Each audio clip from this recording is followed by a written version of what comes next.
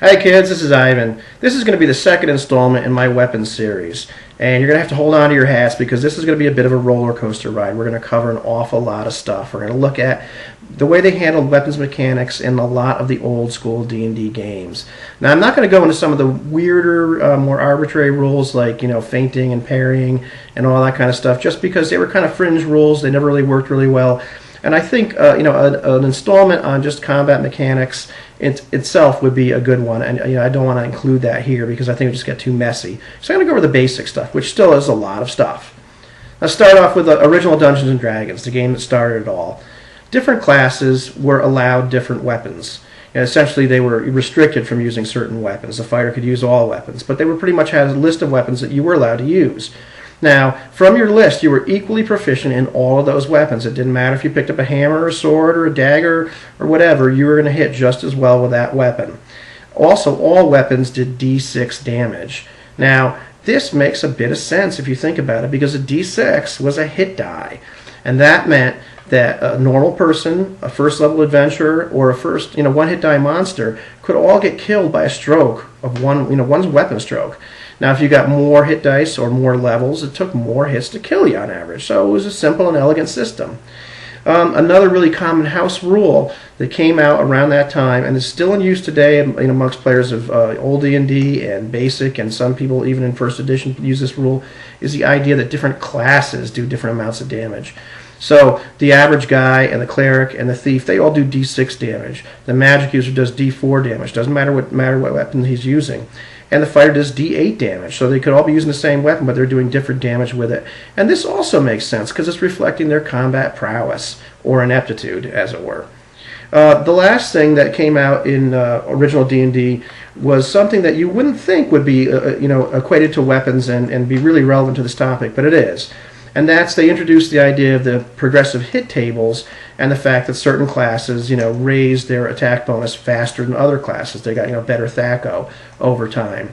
And why would this have anything to do with weapons? Well, it has a lot to do with weapons because it's a great measure of how effective a certain character is with a certain weapon. And the best measurement of that would be the damage per round figure.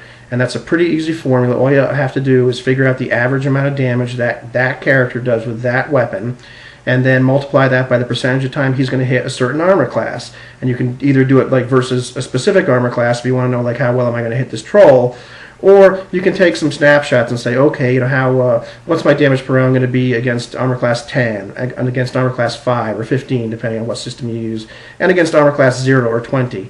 And that gives you a really good snapshot of how effective a particular character is with a particular weapon.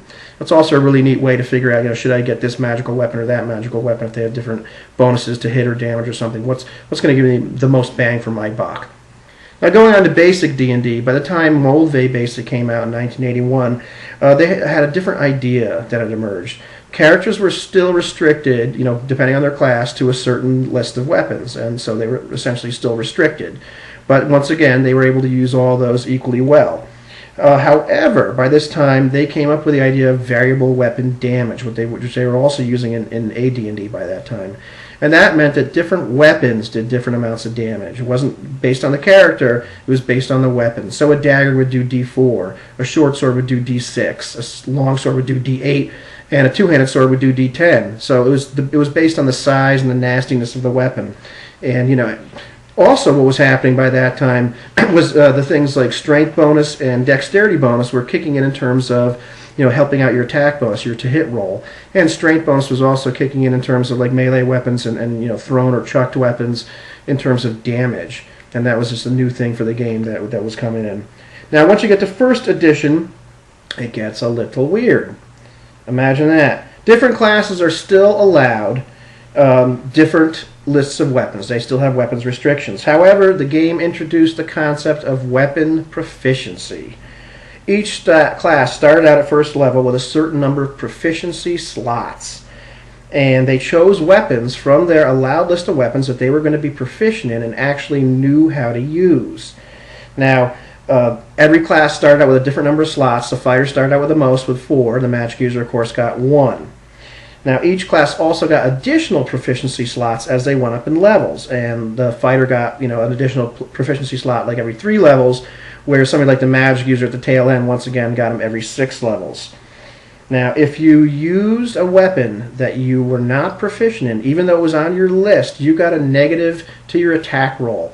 If you were a fighter, it was only a -2. If you were a magic user, it was a -5. It was pretty draconian in terms of like how nasty these were. And so if you just didn't know how to use a weapon, you weren't going to hit something with it terribly well. Also, during that time of the game, fighters and their subclasses, so paladins and rangers, were actually allowed an increase in the number of attacks they made per round with all handheld weapons. And fighters and paladins got this 3 attacks every 2 rounds at 7th level, and they got 2 attacks per round at 13th level, whereas rangers were a little slower, so they got these bonuses at 8th and 15th level. Also, fighter types, all fighter types were allowed to attack their level in creatures under 1 hit die per round. So say you're an 8th level fighter, you can attack 8 goblins. You can attack them 8 times. Now, a lot of DMs house rule that it's up to 1 hit die, 1 8-sided hit die, so you can attack orcs the same way, and that's what I usually do. Also, some last but not least, rangers had a list of humanoids that were their favorite enemies. That phrase really didn't come up until later. They were called giant humanoids or giant type humanoids, but they were anything from kobolds to like giants. But they did +1 damage to per level. So if you're a 5th level ranger and you're hitting one of these things, you're doing 5 more points of damage to it. Some demi-humans got special bonuses, like elves got +1 to hit with bows and with swords. Dwarves got +1 to their attack rolls against some races they didn't like half-orcs, goblins, hobgoblins, and orcs.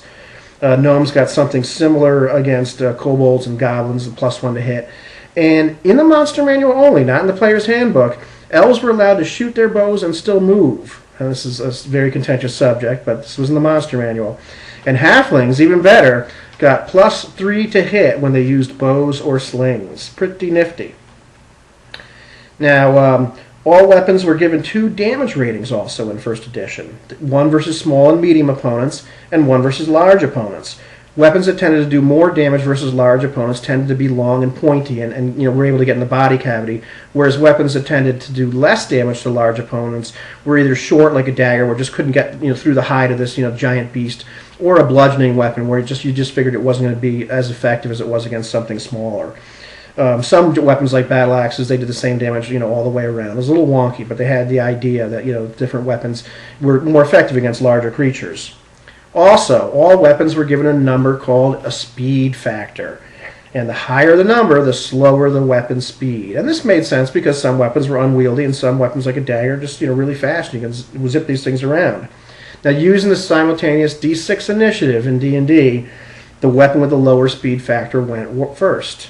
If the lower factored weapon was 1/2 of the higher factor weapon, or at least 5 better than the higher factor weapon, the person with the lower factor weapon actually got 2 attacks before the other guy ever got to attack at all. And if it was 10 lower than the other higher factor weapon, the guy with the dagger got 2 attacks, and he got a 3rd attack while you're attacking him finally. So if you got a pike or a halberd or something like that, he might get 3 attacks on you at that time. And, even better, when you're attempting to disrupt a spell, what you had to do was take the D6 initiative roll, take the losing size D6 initiative roll from the 6-sided die, subtract it from the speed factor of the weapon, and then compare that final number to the casting time of the spell. If it was shorter than the casting time, then you got to interrupt the spell before it went off. Weapons in 1st edition also had lengths, weights, and space required to wield. Usually the space required to wield never really came into play unless you're like a 5-foot corridor or something like that, and you've got a 2-handed sword or some giant polearm. For the most part, it didn't really affect the game all that much. Weapons were divided into 1-handed and 2-handed, so certain weapons you had to use 2-handed.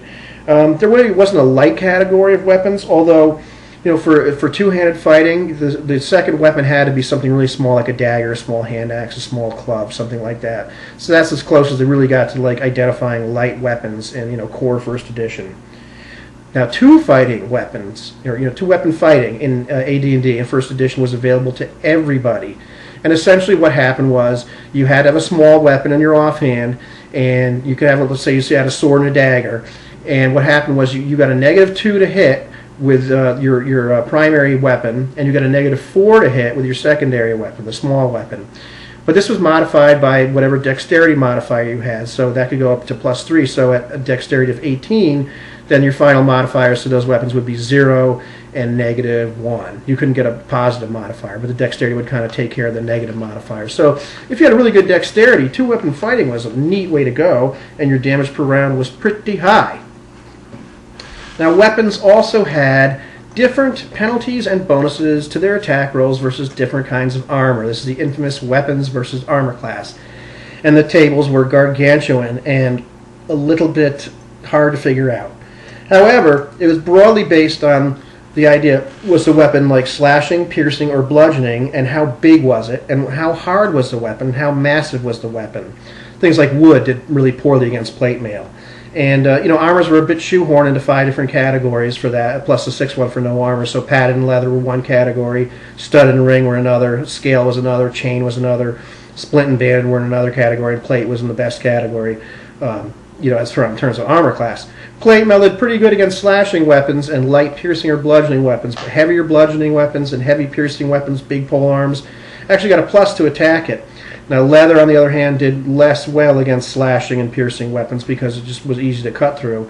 And chainmail was kind of in the middle. The armors kind of went all over the place. And I've seen some better systems than the one that were in 1E. Most of the times we didn't use it. But I've actually seen some ones I'll talk about later that I would actually use.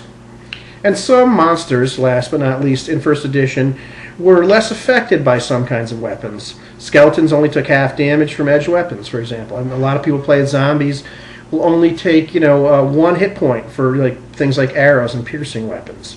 So that's what's happened so far, and we've only covered old D&D, the original basic, and first edition. So I'm going to stop here and then start up with 1.5 and 2E, and then finally get into the Rules Cyclopedia and Weapon Mastery, which is where things get really interesting.